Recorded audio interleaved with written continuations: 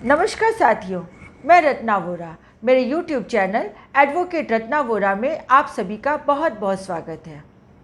साथियों, पिछले 10-11 महीनों से गुजरात में जो पुलिस के तीसरे वर्ग के कर्मचारी हैं, उनके बीच ग्रेड पे को लेकर अर्थात तनख्वाह बढ़ाए जाने को लेकर सरकार के सामने शिकायतें हैं। या तो कभी ये खुलेआम बाहर आ रहे हैं या फिर कभी दबी जुबान से अपनी बात को सरकार तक पहुंचाने की कोशिश कर रहे हैं। साथियों, कांस्टेबल, हेड कांस्टेबल, एएसआई ये सब लोग तीसरे वर्ग के कर्मचारी हैं, परंतु गुजरात सरकार इनको चौथे वर्ग की तनख्वाह देती है, जो अपने आप में एक अन्याय है और एक शोषण है। साथियों, ये पुलिसकर्मी जाए तो कहाँ जाए, शिकायत करें तो किससे करें। आखिर सोचिए, इस महंगाई के दौर में 20,000 में होता क्या है। एक पुलिस कर्मचारी जो रात दिन सुबह शाम मेहनत करता है, 12 घंटे, 16 घंटे, 18-18 घंटे ड्यूटी करता है, उस पुलिस कर्मचारी को मेहनत के बदले में क्या मिलता है? सिर्फ 20,000। ऐसे पुलिस कर्मचारी को अपना परिवार देखना है, अपने बच्चों को अच्छे स्कूल में पढ़ाना है, उनके माँ बाप हैं, बूढ़े माँ बाप की जवाबदारियाँ हैं, यदि छोटे भाई बहन हैं तो उनकी शादी ब्याह करने की जवाबदारियाँ हैं, उनके पत्नियों की कुछ जवाबदारियाँ हैं, उनकी भी मांगें पूरी करनी है, घर चलाना है। मतलब तमाम तरह की जो परेशानियाँ हैं वह सब इन लोगों को, पुलिसकर्मियों को भुगतनी पड़ती हैं। और ऊपर से ना ओवर टाइम, ना ही कोई इंसेंटिव और ना ही कोई इनका ध्यान रखने वाला। साथियों, इसी बात को मद्देनज़र रखते हुए जो पुलिस के अंदर ये जो असंतोष पैदा हुआ, उसको ध्यान में रख के गुजरात सरकार ने 28 दिसंबर 2021 को एक कमेटी का गठन किया। इस कमेटी ने अपनी रिपोर्ट अप्रैल 2022 को दी और उस रिपोर्ट के बाद अभी फ़िलहाल ही 29 अगस्त 2022 को सरकार एक योजना लेके आती है। इस योजना का नाम है जाहिर सुरक्षा प्रोत्साहन योजना, अर्थात पब्लिक सिक्योरिटी इंसेंटिव स्कीम। अब ये योजना है और इस योजना के तहत ऐसा बताया गया है कि जो फ़िक्स सैलरी वाले लोक रक्षक हैं और जो फ़िक्स सैलरी वाले एएसआई हैं, उनकी तनख्वाह में 35 रुपये बढ़ाए जाएंगे। जो कांस्टेबल हैं उनकी तनख्वाह में 4,000 रुपये बढ़ाए जाएंगे।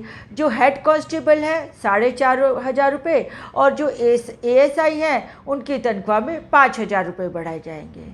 अब सवाल ये उठता है कि ये तो एक योजना है और ये योजना कब तक लागू होगी, कहाँ तक चलेगी, किसी को नहीं मालूम।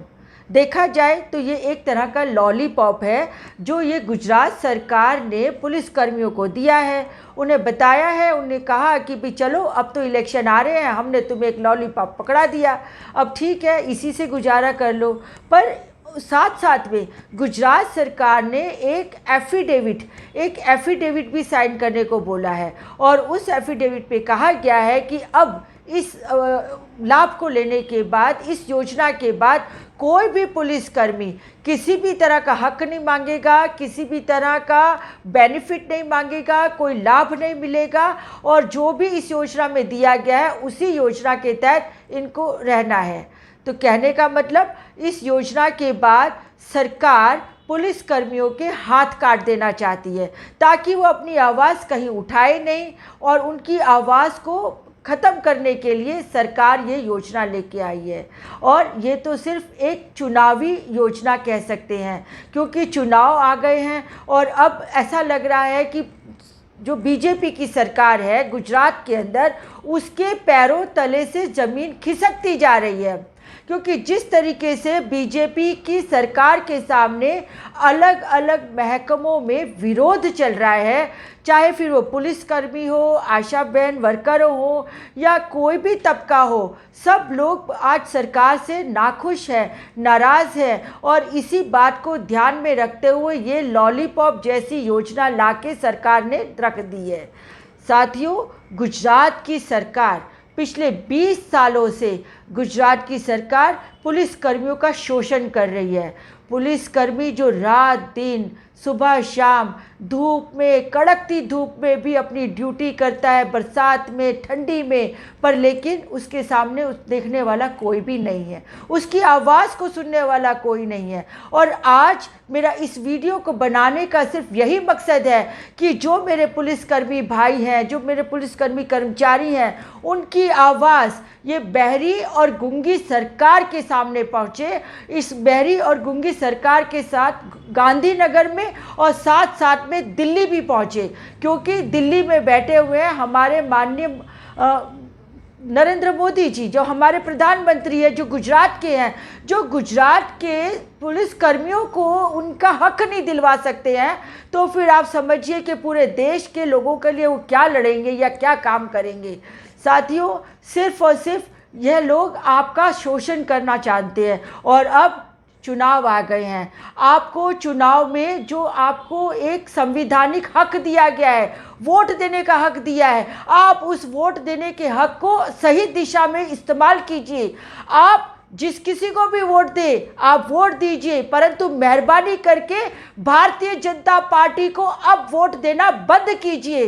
भारतीय जनता पार्टी सत्ता में आने के बाद अपने सत्ता के गुरूर में जिस तरीके से आप लोगों का शोषण करती है और जिस तरीके से सभी वर्गों का शोषण करती है, आप लोगों को इस बार सत्ता पलट करनी ही होगी। और अब बस बहुत हुआ, हद हो गई। जिस तरीके से भारतीय जनता पार्टी यहाँ पे राजाशाही, यहाँ पे लोकतंत्र तो रहा ही नहीं, हर कोई अपनी मनमानी कर रहा है। और भारतीय जनता पार्टी इतनी निर्लज्ज है, इतनी निष्ठुर है, इतनी निर्दयी है कि वो सिर्फ और सिर्फ शोषण करना जानती है। इसीलिए अब इस भारतीय जनता पार्टी को पलटवार देना पड़ेगा और इस भारतीय जनता पार्टी को घर भेजना पड़ेगा।